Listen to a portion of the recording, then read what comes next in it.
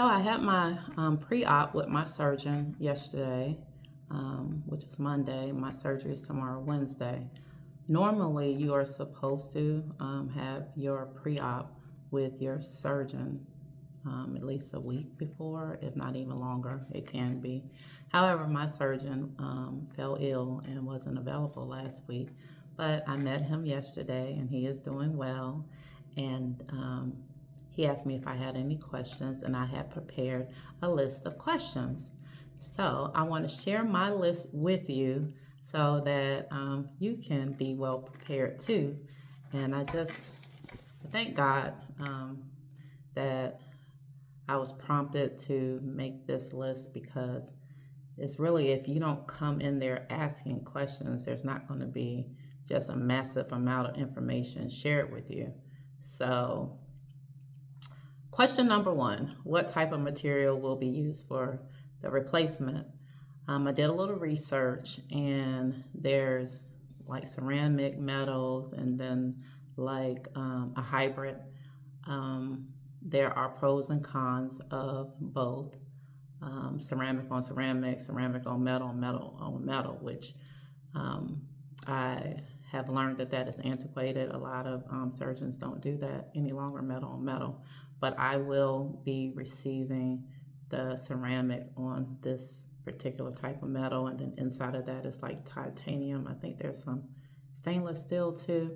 But the part that goes into my hip socket is porous, and I saw it, and it had like it looked almost like a sponge but metal, and that's where my bone will actually grow into those pores. And then I also saw the metal part that will go into my femur, and that also has room for my bone to grow into it. And then the ball itself is ceramic. And so he also showed me a real live example of what it looks like, what will be going into me. Of course, not the one that's literally going to be going on me. That wouldn't be sanitary. And two of the high risks of having this surgery is infection and blood clots. But we'll get to that later. I also asked him, will he have to repair my femur with donor bone sometimes? I researched that in this procedure, surgeons have to repair femur bone with donor bone, and he said that wouldn't be the case for me. I asked him, would I be able to get an MRI or go through airport scans? MRIs, he said I could get it, but it will not be effective on that side, on that hip, because magnets don't like metal. So it won't be able to give a reading. So, a lot of times when you get MRIs, they say make sure you don't have any metal in you, this, that, the other. That's because it will interfere with the frequency, and magnets don't like metal. So, but the rest of my body, of course, I'll be able to get an MRI. Will I be able to go through the airport scans? He said, yeah, but I will sound the alarm, and they will have to pull me to the side, and they will want me, or they'll put me in the one that goes all the way around. Here in Atlanta, that's common for you to go into the one that scans your whole body, and the people on the other side will be able to see your body. And a lot of times they ask, have you had any implants or this, that, the other? So that's that. So I'll be, this girl is on fire. Anyway, I had another question that I was quite concerned with. I looked on YouTube, and YouTube can be a blessing and a curse. I tell you, it's very informative, but sometimes it's too much information. And for minds like mine that are always percolating and ruminating, I watched the surgery. I watched someone getting this surgery done, and it looked like their muscles were being cut and then pulled. And so I asked him, will my muscles be cut or pulled apart? And he says, once they make the initial incision past, your skin, there's 3 layers to your skin, the muscles will be separated. And then they will, do the procedure. So I also, just in case he didn't know, but, I have an orthopedist that I was receiving pain management, and there's a lot of records on me from him, but I don't know how much, my surgeon was able to look at. But as my own advocate for myself, I didn't want to assume that he knew the following information I'm about to share. That I had level 1 sprains in my hip abductor on that side, my gluteus medius, and I had piriformis syndrome.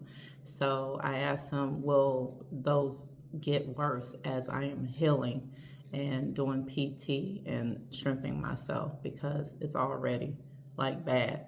And I had tendonitis. I have tendonitis in my knee, and sometimes my knee feels like it's going to give out on me.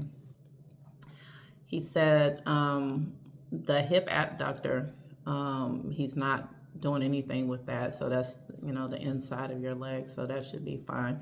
But if he's in there and he sees anything that's torn or something going on with my other two, the piriformis is like, I believe, a tendon, and then the gluteus medius, he will fix those.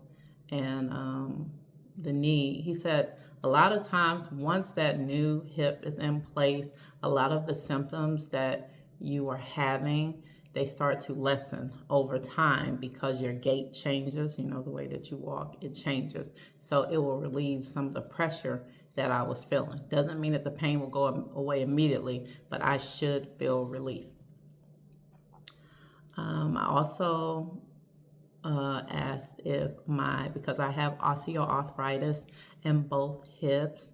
I'm starting with the left one first, because many of you who have followed my channel for some years know that when I was 3 years old, 50 years ago, so this is the 50th anniversary, I jumped off a wall and I broke my hip, and they repaired it, but they repaired it for a 3-year-old. They didn't repair it for a 50-year-old. But by the grace of God, this repair that Grady Hospital, located in Atlanta, Georgia, did, it has sustained me for 50 years. So to God be the glory for that. But I've been overcompensating with my right hip, and I have osteoarthritis on that side too. And I'm looking in September to get that one done. But what I wanted to know is, because I will have, the left one done, will that exacerbate even more the right hip? And he was telling me that it will slowly, I'm going to shift, and I won't be putting so much pressure on it.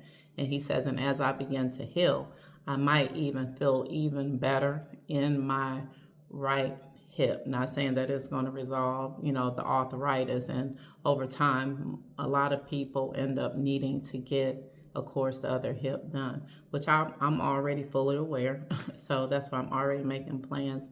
I've met my out-of-pocket for this year with my insurance, and there's no need for me to live every day in pain and trying to do all this pain management and physical therapy when it's hard for me to sleep at night, toss, turn. I can't go to the grocery store. It's starting to affect my work. I can't get around the way that I used to. And then also it affects my mental health. I just have days, and people who see me, I'm walking around on a cane, and they'll just tell me, oh, you're so beautiful, and people are so loving and helping and kind.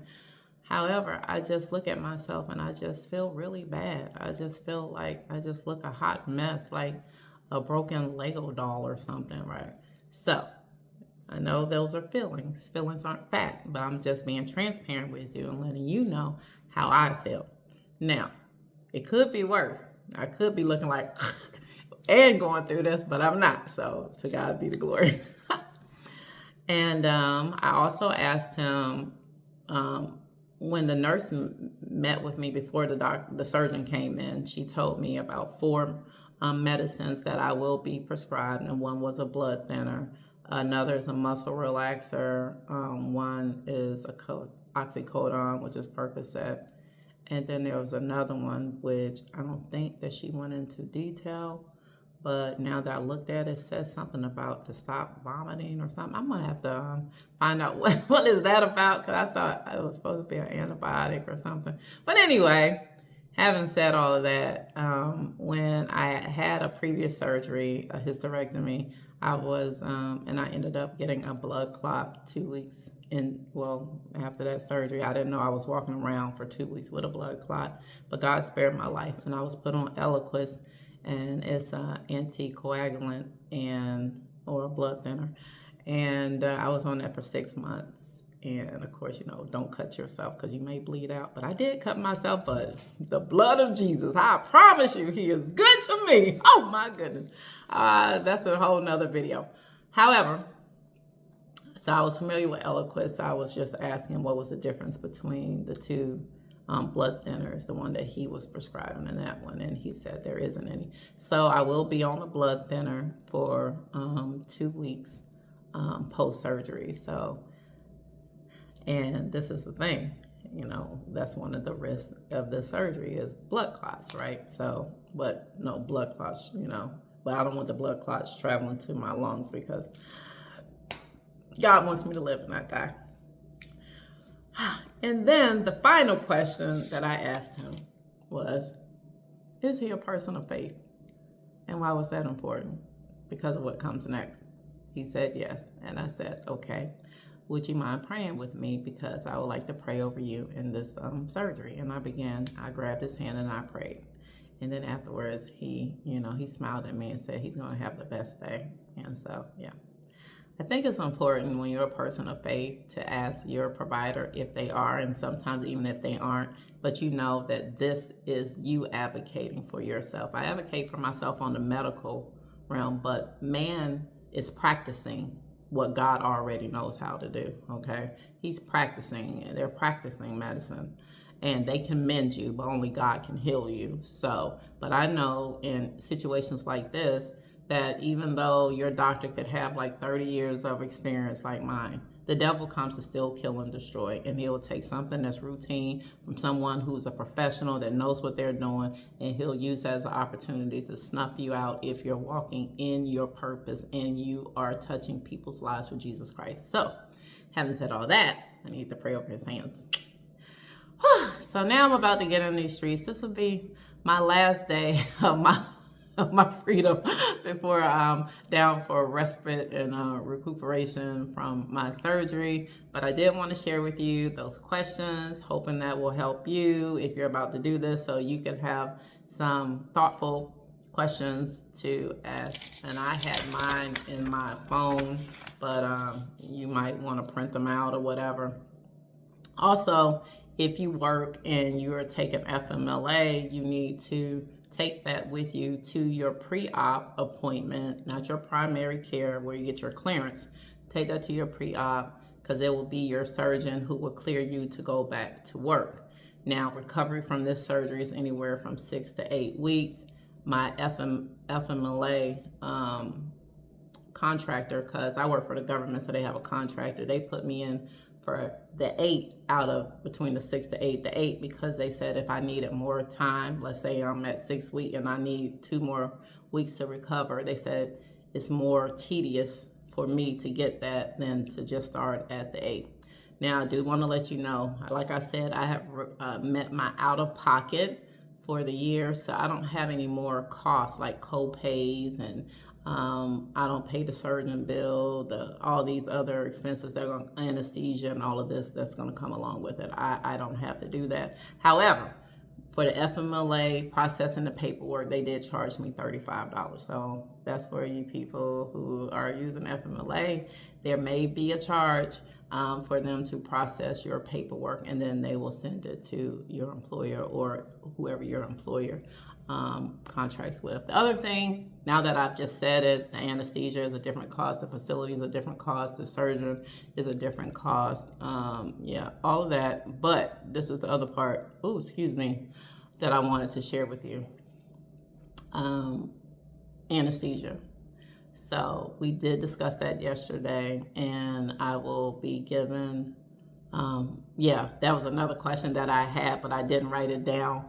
But on the internet, it said something about when you get anesthesia through your spinal anesthesia versus general anesthesia, that is possible for you to be like aware doing doing the surgery. So I'm getting spinal anesthesia and sedation, right? And I was like, well, you could be sedated, like with some volume and just, but still aware and hearing things. So I was very concerned about that. I said, that's traumatizing, because I told him the video that I looked at,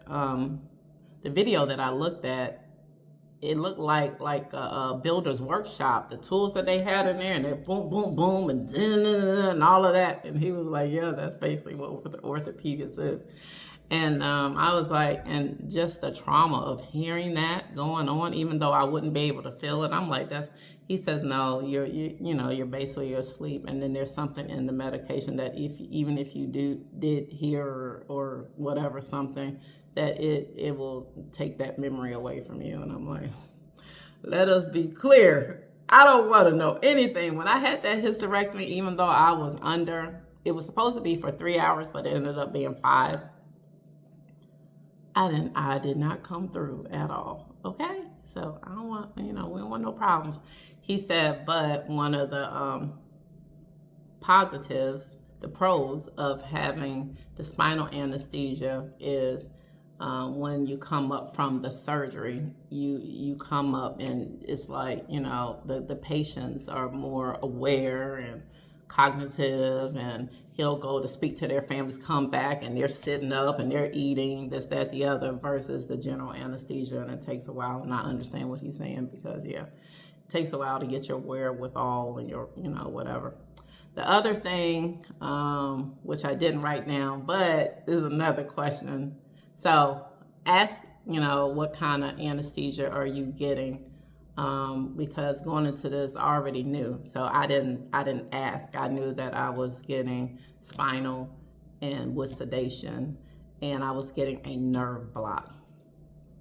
So I know we're about to end this, but let's go into the nerve block for those of you who haven't had a nerve block. I've had a nerve block before when I was getting a hysterectomy. It was laparoscopic, so it was being done on the computer, but she made like 4 little tiny incisions. But before that happened, the nerve block, it was 6 needles.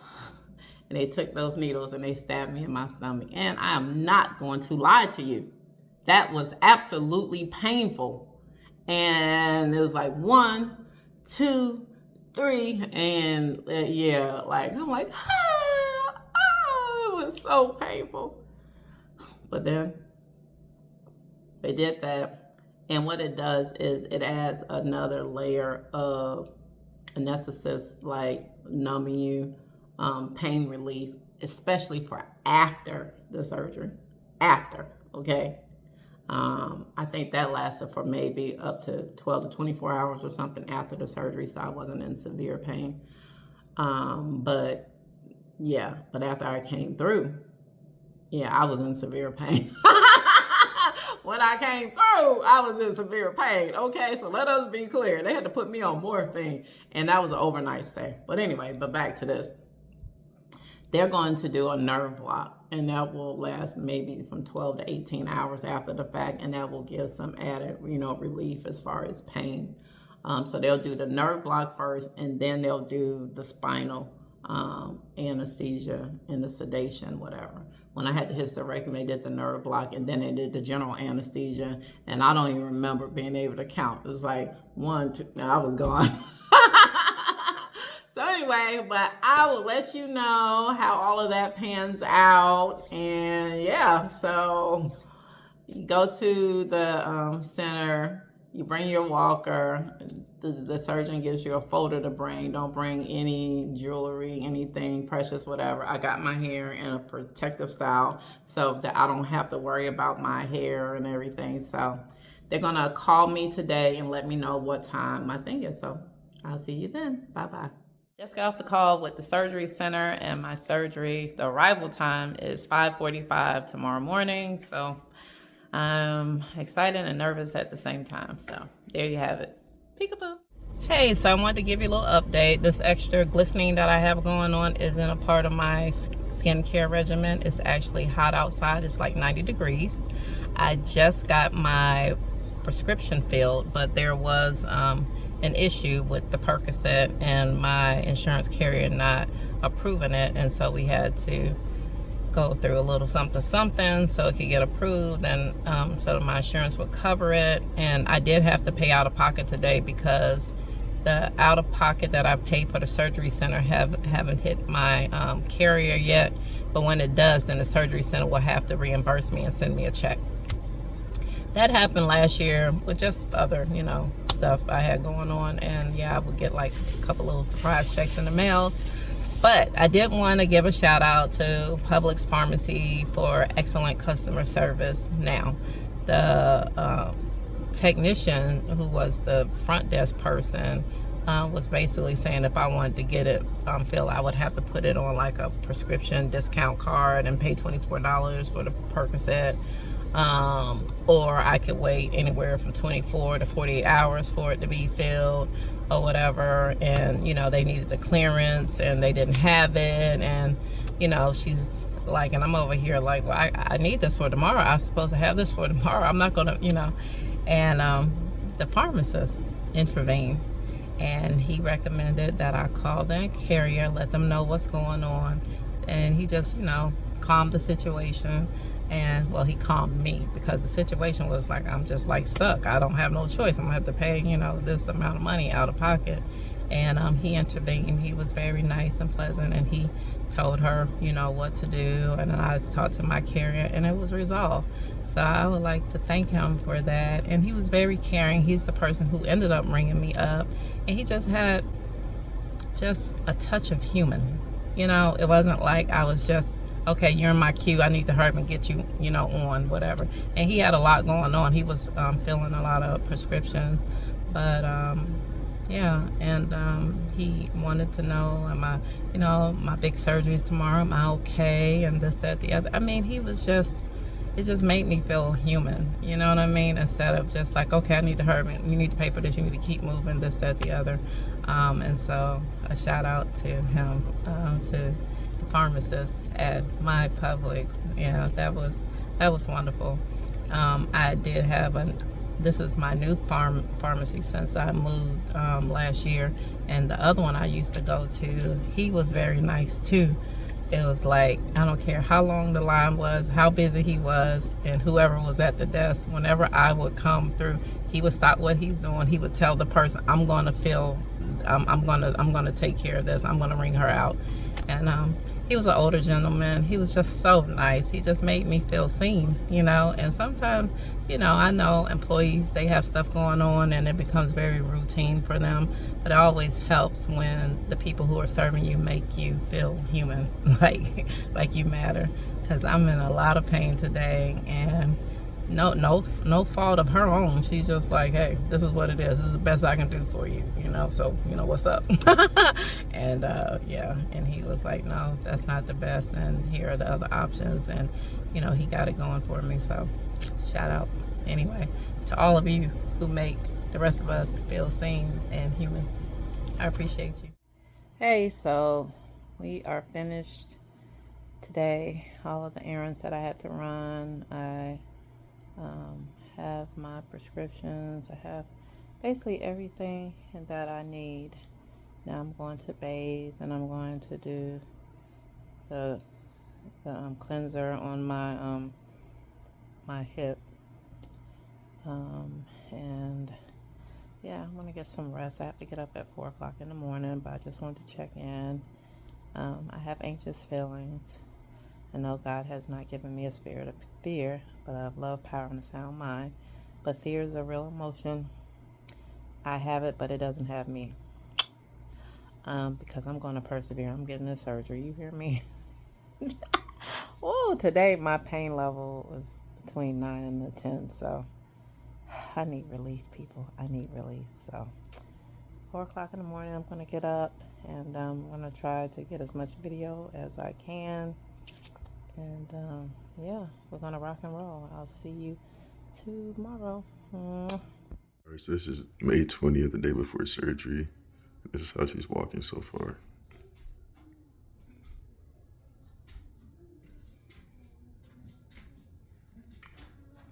This is how she walks from behind.